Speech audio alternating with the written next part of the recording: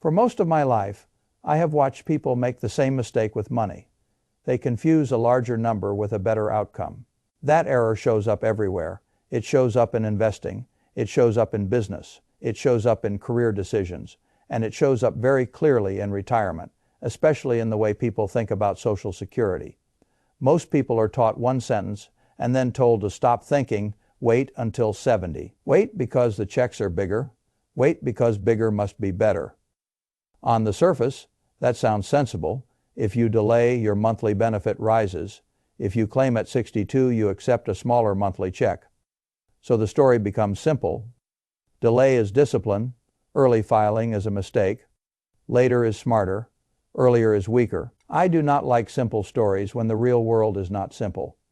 And retirement is not simple. A retirement decision is never just about the size of one check. It is about what that decision forces the rest of your financial life to do. It is about where your income comes from while you wait. It is about whether your retirement accounts are being protected or drained. It is about taxes. It is about your spouse. It is about your health. It is about how many truly active years you still have. It is about whether you are maximizing one isolated variable or maximizing the life that money is supposed to support. That is why I think many people are making a serious error when they delay Social Security automatically. They are optimizing the visible number and ignoring the hidden costs. And hidden costs are where fortunes are won or lost. The first hidden cost is this: if you wait for the bigger Social Security check, where does your money come from in the meantime? That question is so obvious that it is almost insulting. Yet many people skip over it because they are hypnotized by the larger number at 70. Let us suppose you are 62. You need $4,000 a month to live comfortably. Your Social Security benefit at 62 would be $2,000 a month. You also have a few $100,000 sitting in retirement accounts, perhaps in a Roth IRA, a traditional IRA, or a 401k delay to 70. And you may be forced to draw the full $4,000 a month from your accounts for 8 years. Claim at 62, and suddenly you may only need to pull $2,000 a month from those same accounts. Over 8 years, that is the difference between draining far more capital and leaving a much larger balance in place to keep compounding. That is not a side issue. That is the issue. People hear that the Social Security check is bigger at 70, and they focus on the check. If waiting until 70 requires you to chew through your retirement accounts during those 8 years, then the bigger check may not actually be making you richer. It may be compensating you partially and imperfectly for capital you already sacrificed along the way. And capital sacrificed early is not only capital gone, it is compounding gone if the money sitting in your Roth IRA is left alone. It keeps growing tax-free. If the money in your traditional IRA or 401k is left alone, it keeps growing tax-deferred until required minimum distributions arrive later. The longer those dollars stay in the account, the harder they work. If you delay Social Security and withdraw more from those accounts instead, you are not merely spending principal. You are interrupting the machine. I have spent enough time around capital to know that interruption is expensive. A person who understands compounding should be very reluctant to interrupt it without a strong reason. And yet people interrupt it all the time because they have been told to worship the later check. That is what I find so odd about the conventional wisdom. The same world that praises tax-advantaged retirement accounts, praises long-term compounding, praises letting money grow untouched, suddenly turns around and tells retirees to do the exact opposite for 8 of the most important years of retirement, all in order to secure a bigger government payment later. I do not think that is automatically wise. In many cases, I think it is backwards. Social Security for the right retiree can function as a bridge. That is the phrase I like best from the material you gave me. A bridge, not the whole plan, not a magic answer, a bridge. If you claim at 62 and use that income to reduce pressure on your IRA, your 401k, or your Roth, then Social Security is doing something extremely valuable. It is buying time for your invested capital. It is letting the assets that compound well continue to do their job while the government benefit covers part of your living expenses. That is how I would think about it. Not as surrendering a larger future check, but as purchasing greater flexibility. Now, and flexibility has enormous value in retirement. If you understand business, you understand flexibility. The strongest companies are not simply the ones with the highest revenue. They are often the ones with the best options.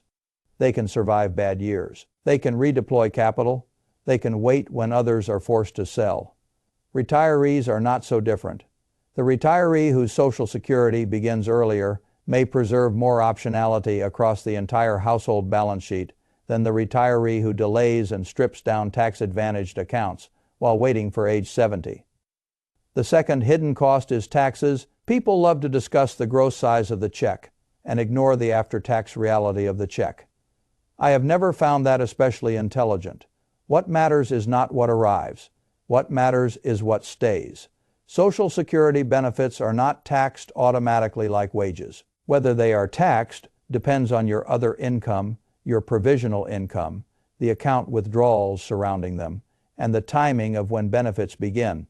For a single filer under $25,000 of provisional income, or for a married couple under $32,000, the benefit may be entirely tax-free. But if you wait until later, and by then your IRA withdrawals, required minimum distributions, or other income sources are larger, up to 85% of the Social Security benefit can become taxable.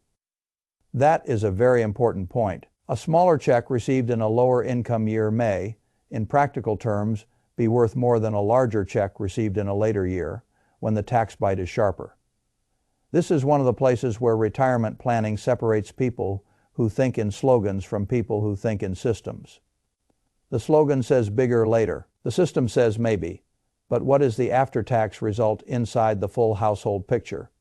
I much prefer the second way of thinking. If claiming earlier allows you to receive Social Security during lower income years, reduce the draw on tax-deferred accounts, and perhaps even create room for strategic Roth conversions before required minimum distributions begin, then the decision is no longer about a smaller check versus a bigger check. It becomes a question of whether you want more control over the tax shape of retirement. Control has value especially when the government is involved. The third hidden cost is the break. Even illusion. This is where people become very impressed with calculators and not nearly impressed enough with life. The standard argument for waiting is usually built around break. Even math. Wait until 70. Get a larger check. And if you live long enough, you eventually catch up to and surpass the person who claimed earlier. That arithmetic is useful. It is not enough break. Even analysis is fine as a starting point. It becomes foolish when treated as the whole decision, because life does not unfold inside a sterile spreadsheet. People do not live to a neat average date and then disappear on schedule. Health varies. Family history matters, energy matters, medical events matter, spending needs change. Marriage changes the picture, taxes change the picture. And most importantly, the usefulness of money changes with age. This is one of the deepest truths in retirement and one of the least discussed. $1 at 63 is not always equal to $1 at 78. The purchasing power may be comparable, but the life power is not. The same amount of money can buy very different kinds of experiences, depending on whether you still have energy, mobility, curiosity, and the willingness to use it. One of the source files captures this beautifully when it describes the go-go years, the slow-go years, and the no-go years. The early to mid-60s are often the period when a retiree still has the health, strength, and clarity to travel, be active, explore, and do the things he postponed during his working life. After 70, the same individual may still be alive, but the usefulness of those experiences can be diminished. I think that distinction is enormously important. Retirement is not only about maximizing lifetime dollars, it is about matching dollars to the years when those dollars can create the most life.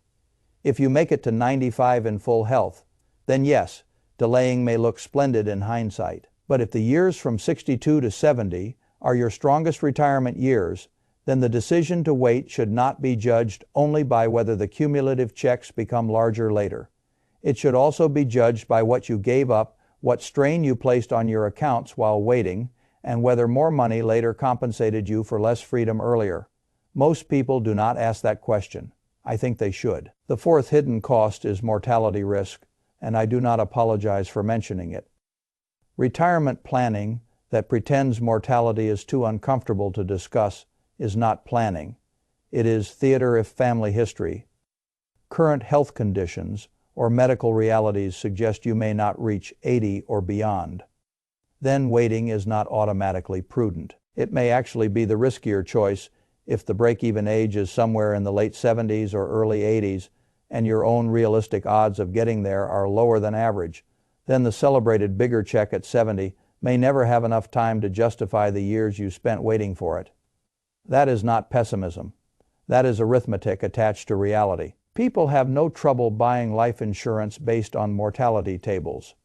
But somehow, when it comes to claiming Social Security, they want to assume they will all live long enough to vindicate delay. Why, you do not have to be morbid to be honest. If your parents died in their 70s, if you have chronic health conditions, if your doctor is not optimistic, or if your own body is telling you what the brochure refuses to tell you, then your claiming strategy should reflect that. I am not saying claim early because you are frightened. I am saying the plan should respect the life you are likely to have, not the life a generic calculator assumes. Money is supposed to serve reality. Reality is not supposed to be bent to defend a theory. The fifth hidden cost is the household structure. Many retirees think about Social Security as if they are the only person in the picture. That is a mistake. Marriage changes everything. In some situations, your spouse cannot access spousal benefits until you file first. In others, someone with a smaller personal benefit may claim his or her own reduced benefit early, and then later step up to a larger spousal benefit when the higher earner files. In a survivor scenario, a surviving spouse may eventually step up to the larger benefit if the other spouse dies first. The details vary, and no one should make the decision carelessly. But the larger principle is exactly right. Social Security is not always an individual optimization problem.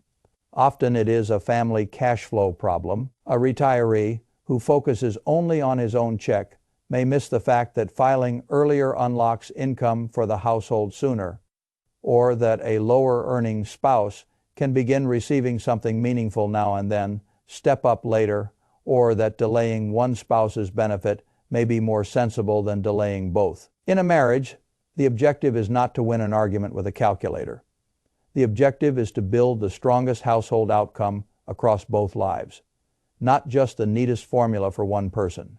I have found that a great many financial mistakes happen because people optimize one line item while weakening the total structure. A business can do that, a family can do that too. The sixth hidden cost is the trap of treating all retirement assets as morally equal. They are not.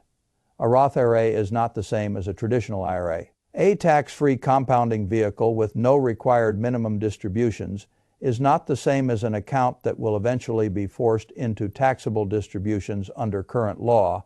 That matters immensely. If delaying Social Security causes you to raid the very accounts that have the highest future value, especially Roth accounts, then the later check may be doing you less good than you imagine.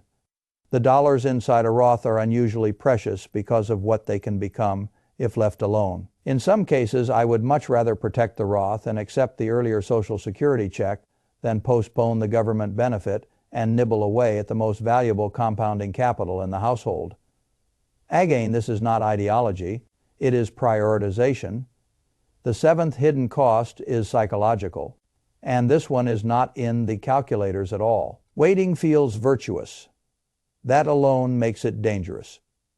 Human beings like decisions that carry an aura of discipline. Wait longer, be patient, delay gratification. Those are usually admirable instincts. I like patience. I like delayed gratification. I have done rather well with both. But retirement is one of those areas where the virtue can become a trap. Sometimes the thing that feels disciplined is merely the thing that is easy to defend socially. It is easy to say, I am waiting for the bigger check. That sounds responsible. It sounds adult. It sounds hard-headed. It sounds like sacrifice now for security later, but what if the sacrifice is being made in the wrong place? What if you are sacrificing the golden years of retirement cash flow? What if you are sacrificing tax flexibility? What if you are sacrificing compounding in your accounts? What if you are sacrificing spousal timing advantages? What if you are sacrificing peace of mind now for a later benefit that may be less useful by the time it arrives? Then the socially admired choice may not be the financially superior one. This is why I do not think there is one correct age to claim Social Security. I think there is a correct way to think. And the correct way is not how do I maximize the check. The correct way is how do I maximize the life supported by the full financial structure. That question is larger, harder, and much more intelligent. For some people, delaying will still be right. If they expect very long lives, have little in retirement accounts, are still working full-time past 62, or need to maximize a higher earner's survivor benefit. Delay may very well make sense. I have no problem with that. What I object to is automation. I object to retirees being told that waiting is always smarter. I object to the idea that the larger nominal check settles the argument. I object to the way many people strip money from tax-advantaged accounts, ignore tax timing, ignore household structure, ignore health, ignore the quality difference between early retirement years and later retirement years, and then call the whole thing prudent because the monthly number on one line of paper is bigger. That is not prudence. That is oversimplification. If I had a few $100,000 in retirement accounts at 62, and I had reasonable living needs, I would think very seriously about claiming early and using Social Security exactly as a bridge that allows the accounts to keep compounding while I maintain control over the broader plan. Why? Because the objective is not to win the biggest check contest. The objective is to keep more of what you have. Let productive capital keep working. Reduce unnecessary tax drag. Use money during the years when it has the greatest life value, and create a retirement structure that is resilient rather than merely theoretically optimized. That is how I think about money always, not as isolated scores. AS systems. A man can be technically right about one variable and still get the whole structure wrong. I have seen businesses do that. I have seen investors do that. I have seen families do that too. Retirement should not be approached like a game of maximizing one delayed payment. It should be approached like capital allocation under uncertainty. You have obligations. You have a life expectancy distribution, not a guaranteed term. You have tax rules. You may have a spouse. You may have accounts with very different compounding and tax characteristics. You may have strong years in front of you, or fewer of them than you hope. You may have opportunities in the next 8 years that matter more than the promise of a larger monthly number later. That is the real landscape. And once you see it that way, the question changes. It is no longer, should I delay to get the maximum check? It becomes, what is the smartest way to use Social Security inside the full architecture of my retirement? That is the right question. And for many people, the honest answer will not be 70. It may be 62. Not because they are careless, not because they are impatient, but because they understand something essential. Money is not meant to produce the largest abstract figure. Money is meant to buy control over your life. If claiming Social Security at 62 protects your accounts, improves your tax position, helps your spouse, funds the most active years of retirement, and reduces the pressure to cannibalize assets that were built to compound, then I would not call that settling for less. I would call it understanding what less on paper can become in real life. And that, in my experience, is what good capital allocation so often looks like. It looks smaller to the careless eye and better to the careful one.